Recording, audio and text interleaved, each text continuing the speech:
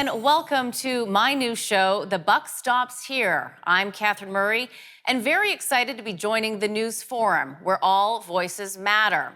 After an exciting career on Wall Street at Goldman Sachs as well as Deutsche Bank and 10 years as a senior anchor, it is an absolute dream to be launching a weekly program focused on in-depth discussions on matters that impact Canadian businesses, the markets, and your money.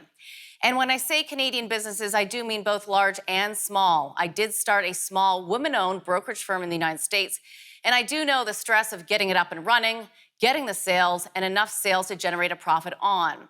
The government policies affect your prosperity and opportunity set. So my program will focus on the intersection of both and what that might mean to you and your family. Let's start with a quick recap of what's going on in the markets. We've certainly seen record highs, but that momentum is fading on concerns about slower global growth stemming from the Delta variant in China. Also, of course, concerns about rising prices weighing on consumption, inflation fears, and fears that the U.S. Federal Reserve might start to taper their bond buying program too early when the economic recovery isn't quite in full swing. Here in Canada, our markets are not an island, and we are affected by all of those factors. In addition, we just got the highest inflation reading in 10 years. Costs are rising. The big debate, of course, is whether or not this is transitory. Wall Street strategists and economists are very divided on that front. Having said that, perhaps expect some volatility in the coming months, but there's also an argument to stay bullish on equities. The tailwinds of accommodative central bankers around the world still exist. The reopening trade is still in the beginning stages, meaning growth and corporate profits should hopefully continue to support valuations. And with the Delta variant causing havoc, likely leads to an elongated business cycle. That is according to some of the most followed famous strategists as well as investors, who I will be bringing to you on this program. From my perspective, I would suggest to be informed, be tactical, get smart financial advice. What I've been invested in lately and what's been working: energy, REITs, pharma, big tech, steel, and financials. Well, given the fact that a federal election has been called, I certainly wanted to start my first show with someone who I believe cares about Canada, business, and the policies that will help us today and also to secure our future. Please let me introduce Frank McKenna, Canadian businessman, former Premier of New Brunswick from 1987 to 1997, and currently Deputy Chair of TD Bank, and also served as Canadian Ambassador to the United States. Welcome, Frank. Thank you so much for being with us. Well, I'm pleased to be here and honored to be on your first show. Thank you. Frank, let me first start. I mentioned briefly inflation. That is the big debate and also the elephant in the room. And so I have to ask you what's been on Twitter over the past 24 hours, which is the response that Prime Minister Trudeau has mentioned as it relates to monetary policy. Specifically, when he was asked about inflation concerns, he said, "I don't really think about monetary policy." And for everyone to understand, monetary policy is what dictates our interest rates, inflation, prices, and sets the risk premium on everybody's assets. So could you please respond to his comments? Well, to start with, let's level set. I think we printed a 3.7% number, which is huge, probably the biggest number in 10 years. So one should be concerned. But simultaneously, we had WTI trending downwards, which is one of the principal components of the inflation index. So I would say you can find ammunition on both sides of this debate. The Prime Minister was careless in his use of the language. But I suspect that for 99.9% of Canadians who don't know what monetary policy is, it's not going to be a grievous error. And he did balance it by saying, "I care more about family policy than monetary policy." So I would say for the chattering classes, it's probably a faux pas, but in the real body politic, I don't think it counts for very much. Fair point. What do you think then will be the most important aspect for viewers to consider as it relates to the two parties? Well, obviously, pandemic management is really important because it's central to everything that's taking place in our life right now. And I think the Liberals are trying to say, we were good managers during the pandemic, and we'll continue to be good managers. I think that the Conservative leader, O'Toole, quite smartly is saying, all that might be true, but it's time to pivot to the economy, because we need a rip-roaring economic recovery if we're going to have the kind of growth that's going to pay the bills that have been accumulated during the pandemic. Absolutely. And the bills are of concern. And we're going to pick it up after the break about the size of the deficit. And if, in fact, prices are rising and interest rates will be rising as well, what that means for everyday Canadians. So we'll take a quick break and we'll be right back.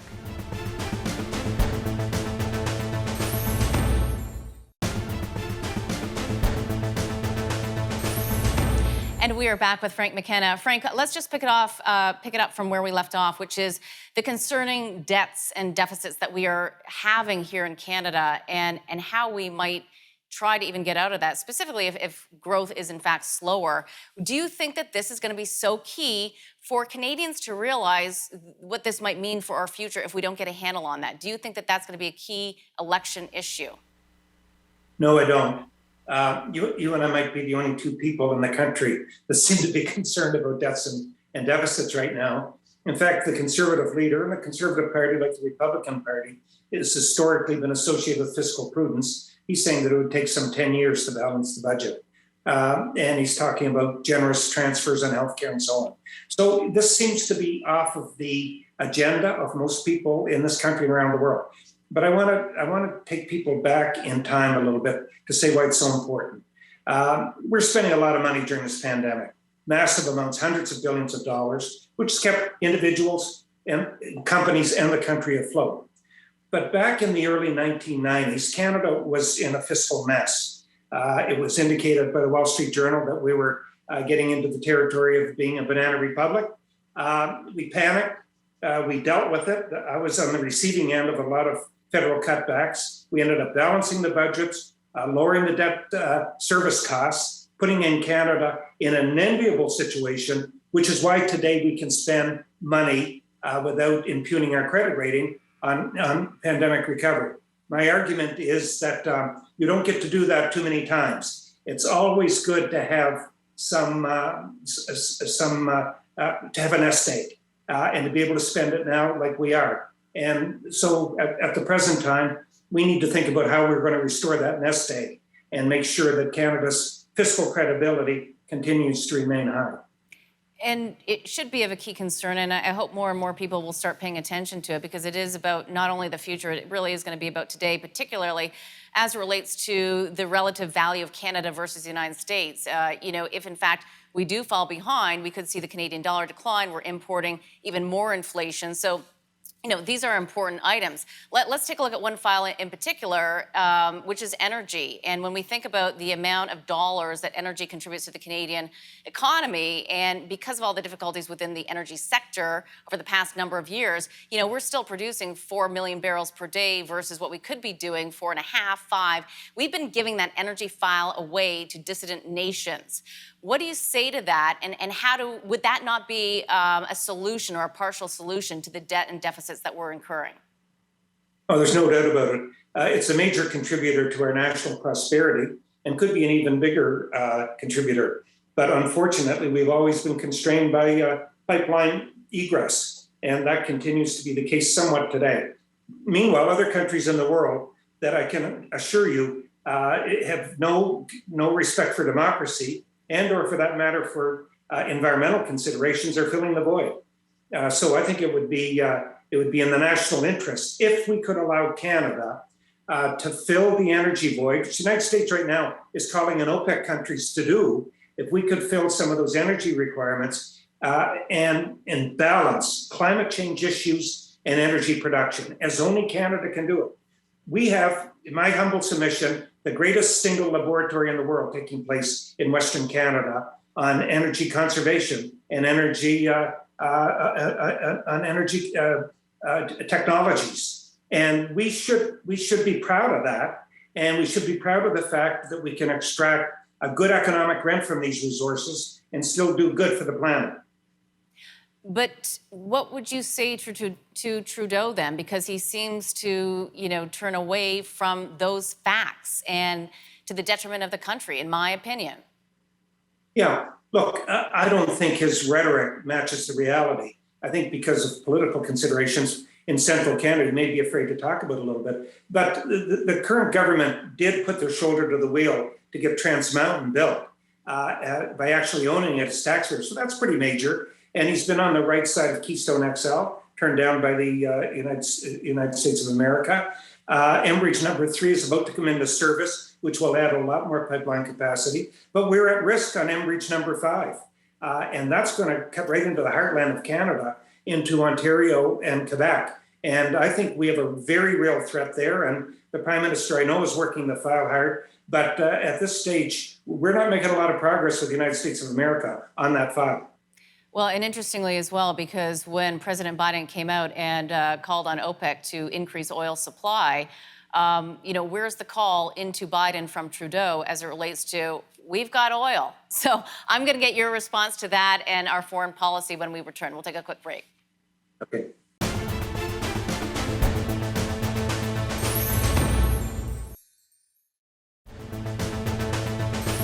Frank, I do want to pick up on what we just mentioned in terms of what's going on in the energy sector and the fact that President Biden, 8 months into office, well, first day into office and 8 months later, canceled Keystone, now wants more oil because, of course, any politician recognizes that, the inflation pressures might be looming, if they're not already. Are you surprised at all in terms of the response from Trudeau into the United States on the back of this? Well, first of all, I'm shocked that Biden would actually have the temerity to ask OPEC to produce more oil.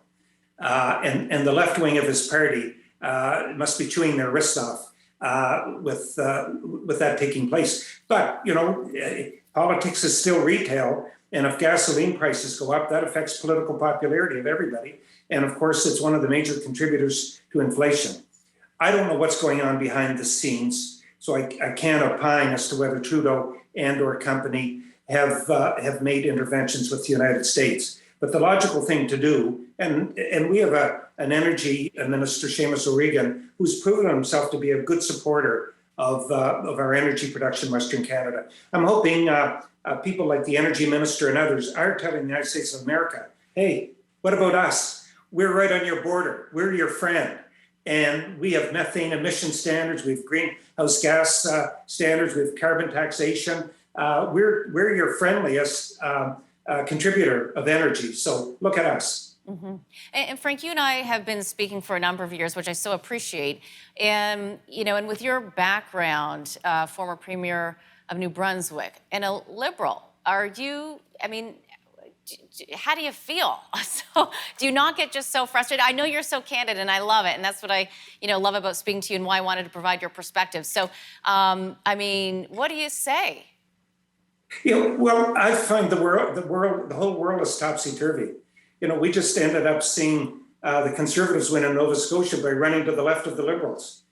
We saw a Republican Party in the United States opposing free trade and spending money at an extraordinary rate, and became a very protectionist economy under Trump.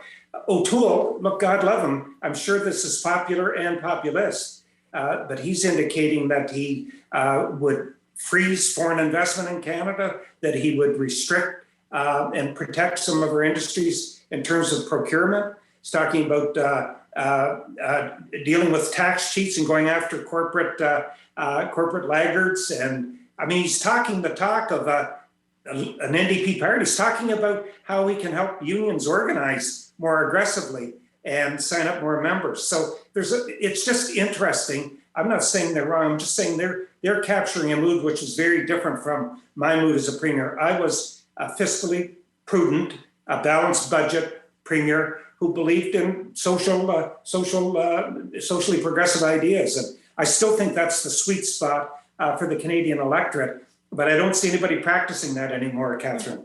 Yeah, and I think that if I'm correct in saying this, I think that you've said that the best social program is to have a job. I profoundly believe that. And I think there's a real danger in what we're doing now. The CERB program, I understand that we had to support individuals during the opening days of the pandemic, but it's reached ridiculous proportions at the present time. You can't get workers anywhere. I don't know if it's the same across the country, but all through our region, there are help wanted signs up everywhere. And the quicker we get people off of this addiction to government money, the better. Because if anything could wreck the economy, it's losing our muscle memory about how to work and our affinity for work. Yeah, I can agree with that in the sense that this is the first time I've actually been in a studio in a long time. So you do Right. lose a little bit of muscle memory, that's for sure. What do you think that means then in terms of the swing voter and what they really need to be considering and thinking about, given the world is topsy-turvy, as you say? Yeah, I think it's really too soon to tell what the swing voter is going to care about. The Trudeau Liberals would obviously like it to be about national child care, which they would frame, and I would frame as well, as an economic issue to get more people into the labor force. I think they would frame it around pandemic management and also around carbon and social issues, and try to argue the Conservatives are offside on those. The Conservative leader has tucked himself into the middle as aggressively as possible, trying to avoid getting trapped on those issues and arguing he would be the better person to make the economic pivot that the country needs. You know, we may end up having an election that is motivated by some event out of the blue that we don't even know about, whether it's a scandal or whether it's an economic challenge of some kind, or whether the pandemic takes off. And the Liberals either claim we're the only ones that can manage this fourth wave, or people will argue you're not doing such a great job at it.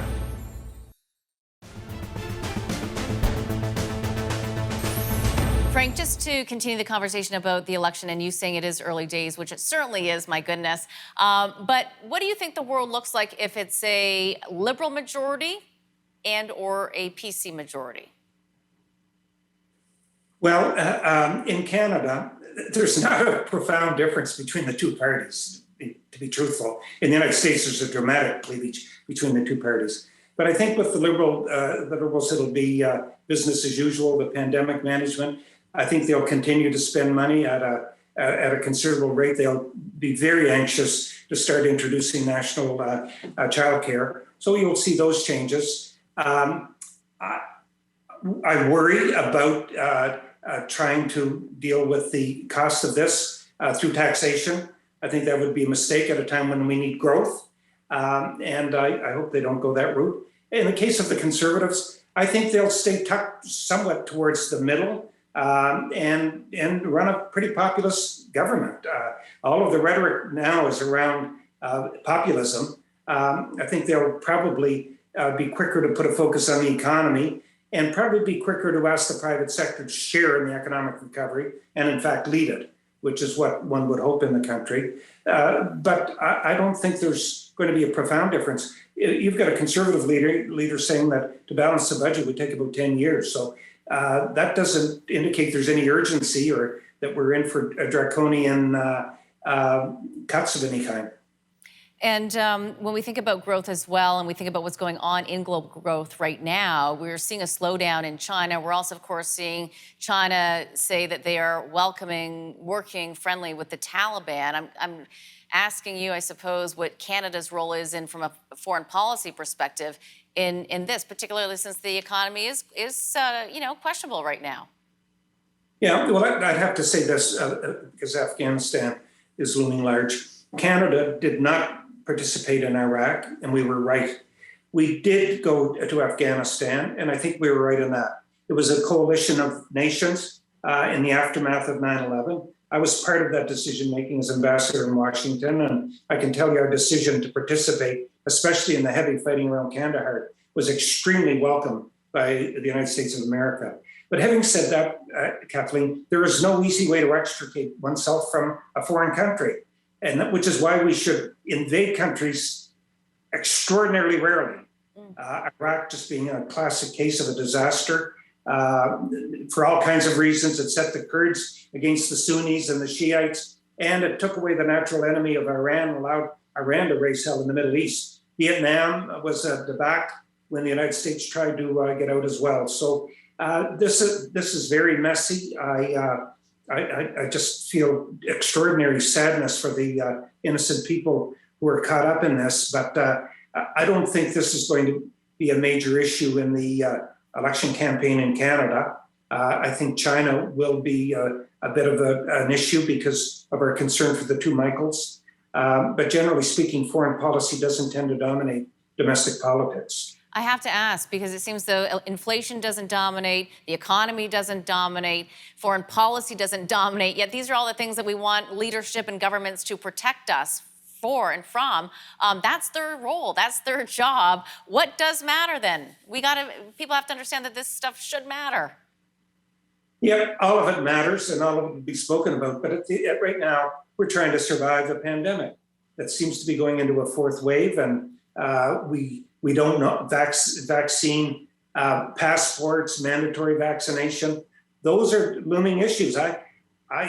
My sense is that the public are getting really sick and tired of this, the cost in treasury and human lives. And I find that people are becoming increasingly strident in their views about this and want very aggressive management of it. And it may be that whoever seizes the mantle on that, the most aggressive managers of the pandemic response may be successful. Frank, I only have about 45 seconds left, but I want to ask you, my program's called The Buck Stops Here. What's your Buck Stops Here moment? What do you say to our viewers? Well, very simply, I think as a country, we need to pivot. We've lived in this day-to-day management. We need to pivot towards a stronger future. We have to outgrow our debt. We can't just pay it off. And that means that we need to do some things that we should be doing. We should dismantle interprovincial trade barriers. We should maximize our economic rents from our natural resources. All of those things are profoundly important if we're going to get this country back on track. Frank, it has been such a pleasure to speak with you. I so appreciate your perspective for our viewers. Thank you so much. Thank you so much for joining me. I hope you enjoyed it, and certainly stay tuned for the next edition of The Buck Stops Here. I'm Catherine Murray.